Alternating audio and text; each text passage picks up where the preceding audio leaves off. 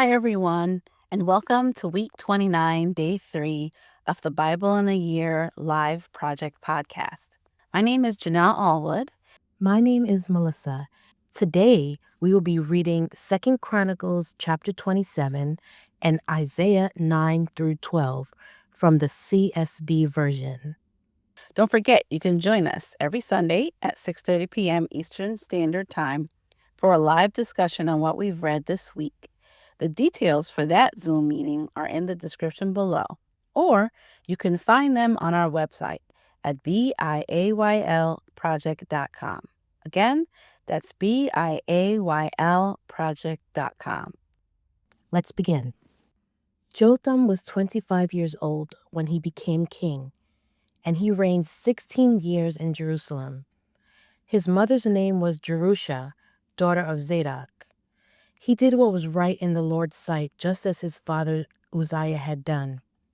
In addition, he didn't enter the Lord's sanctuary, but the people still behaved corruptly. Jotham built the upper gate of the Lord's temple, and he built extensively on the wall of Ophel. He also built cities in the hill country of Judah, and fortresses and towers in the forests. He waged war against the king of the Ammonites. He overpowered the Ammonites, and that year they gave him 7,500 pounds of silver, 60,000 bushels of wheat, and 60,000 bushels of barley. They paid him the same in the second and third years. So Jotham strengthened his position because he did not waver in obeying the Lord his God. As the rest of the events of Jotham's reign, along with his wars and his ways, note that they are written in the book of the kings of Israel and Judah. He was 25 years old when he became king, and he reigned 16 years in Jerusalem. Jotham rested with his ancestors and was buried in the city of David. His son Ahaz became king in his place. Isaiah 9. Nevertheless, the gloom of the distressed land will not be like that of the former times when he humbled the land of Zebulun and the land of Naphtali. But in the future, he will bring honor to the way of the sea, to the land east of the Jordan, and to the Galilee of the nations. The people walking in darkness have seen a great light. A light has dawned on those living in the land of darkness. You have enlarged the nation and increased its joy. The people have rejoiced before you, as they rejoice at harvest time, and as they rejoice when dividing spoils. For you have shattered their oppressive yoke and the rod on their shoulders, the staff of their oppressor, just as you did on the day of Midian. For every trampling boot of battle and the bloodied garments of war will be burned as fuel for the fire. For a child will be born for us, a son will be given to us, and the government will be on his shoulders. He will be named Wonderful Counselor, Mighty God, Eternal Father, Prince of Peace. The dominion will be vast, and its prosperity will never end. He will reign on the throne of David, and over his kingdom to establish and sustain it with justice and righteousness from now on and forever. The zeal of the Lord of armies will accomplish this. The Lord sent a message against Jacob. It came against Israel, all the people, Ephraim and the inhabitants of Samaria will know it. They will say with pride and arrogance, "The bricks have fallen, but we will rebuild with cut stones. The sycamores have been cut down, but we will replace them with cedars." The Lord has raised up Rezin's adversaries against him and stirred up his enemies. Aram from the east and Philistia from the west have consumed Israel with open mouths. In all this, his anger has not turned away, and his hand is still raised to strike. The people did not turn to him who struck them.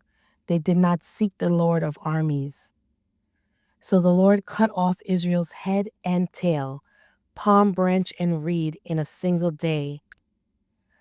The head is the elder, the honored one. The tail is the prophet, the one teaching lies. The leader of the people misled them, and those they misled are swallowed up.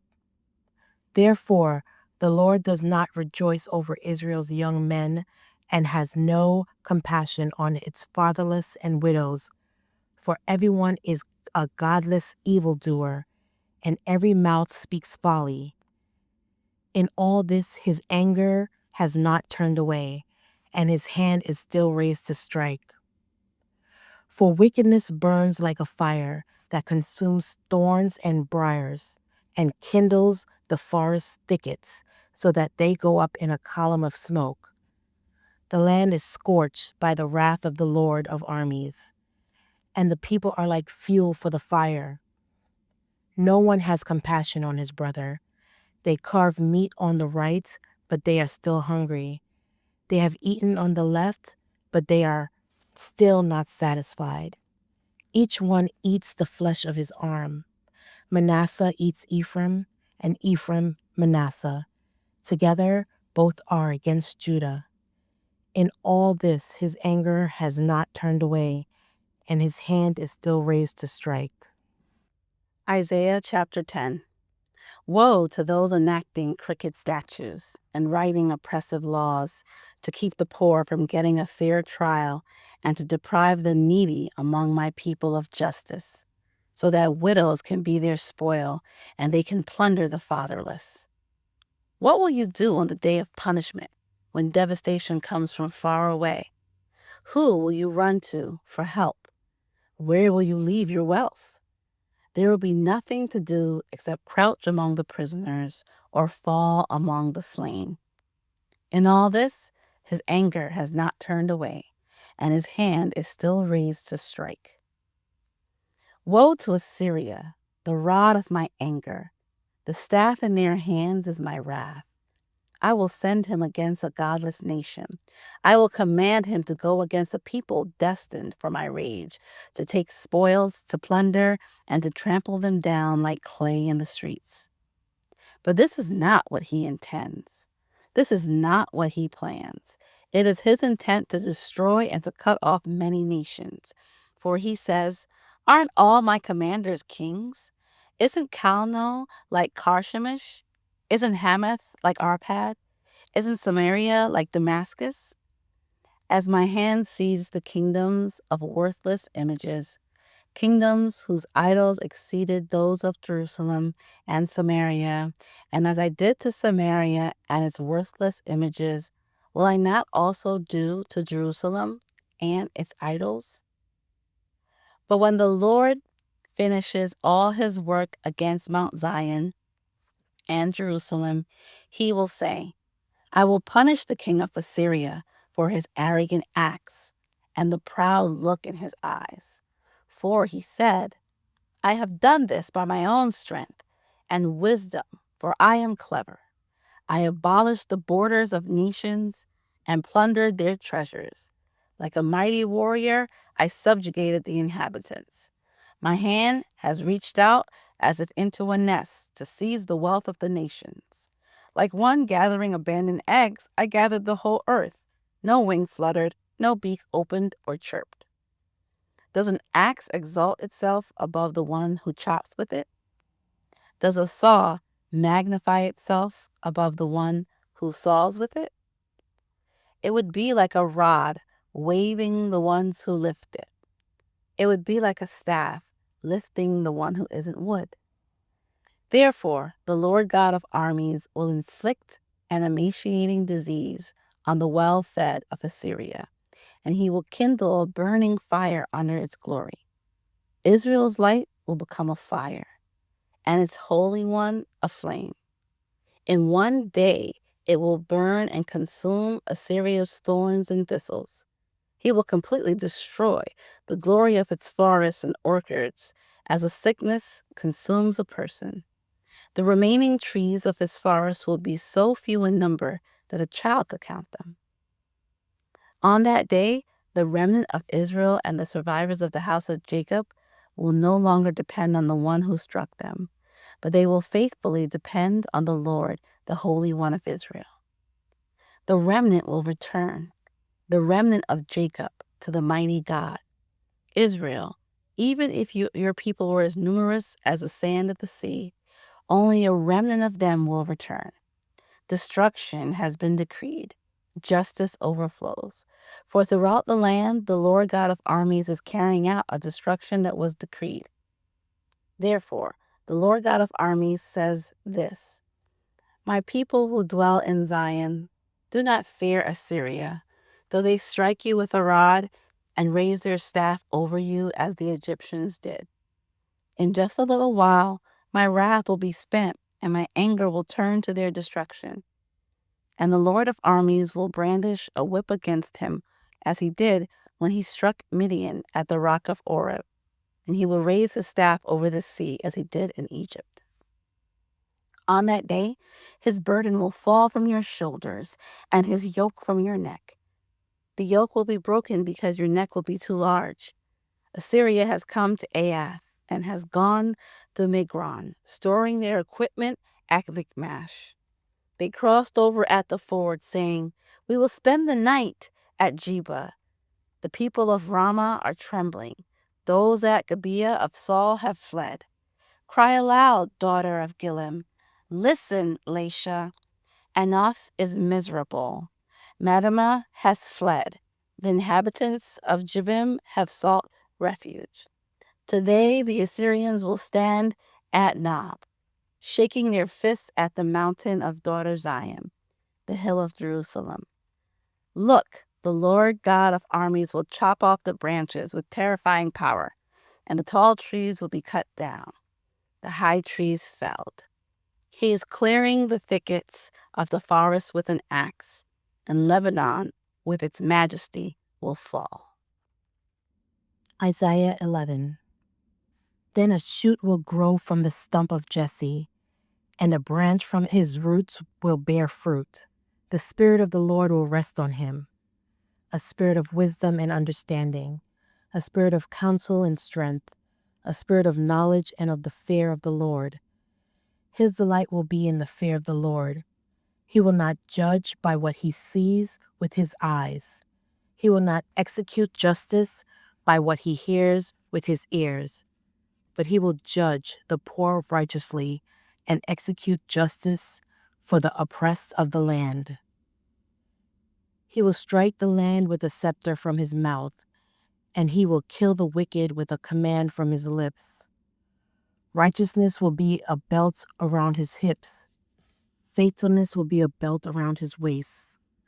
The wolf will dwell with the lamb, and the leopard will lie down with the goat.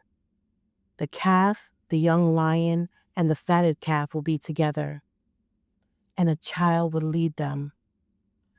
The cow and the bear will graze. The young ones will lie down together, and the lion will eat straw like cattle. An infant will play beside the cobra's pit, and a toddler will put his hand into a snake's den. They will not harm or destroy each other on my entire holy mountain, for the land will be as full of the knowledge of the Lord as the sea is filled with water. On that day, the root of Jesse will stand as a banner for the peoples. The nations will look to him for guidance, and his resting place will be glorious. On that day, the Lord will extend his hand a second time to recover the remnant of his people who survive. From Assyria, Egypt, Pathros, Cush, Elam, Shinar, Hamath, and the coasts and islands of the west. He will lift up a banner for the nations and gather the dispersed of Israel. He will collect the scattered of Judah from the four corners of the earth. Ephraim's envy will cease. Judah's harassing will end. Ephraim will no longer be envious of Judah, and Judah will not harass Ephraim, but they will swoop down on the Philistine flank to the west. Together they will plunder the people of the east. They will extend their power over Edom and Moab, and the Ammonites will be their subjects. The Lord will divide the Gulf of Suez. He will wave his hand over the Euphrates with his mighty wind and will split it into 7 seas, letting people walk through on foot. There will be a highway for the remnant of his people who will survive from Assyria, as there was for Israel when they came up from the land of Egypt. Isaiah chapter 12, a song of praise. On that day you will say, I will give thanks to you, Lord, although you are angry with me. Your anger has turned away, and you have comforted me. Indeed, God is my salvation. I will trust him and not be afraid. For the Lord himself, is my strength and my song. He has become my salvation. You will joyfully draw water from the springs of salvation. And on that day you will say, give thanks to the Lord, proclaim his name, make his works known among the peoples, declare that his name is exalted. Sing to the Lord, for he has done glorious things. Let this be known throughout the earth. Cry out and sing, citizen of Zion, for the Holy One of Israel is among you in his greatness.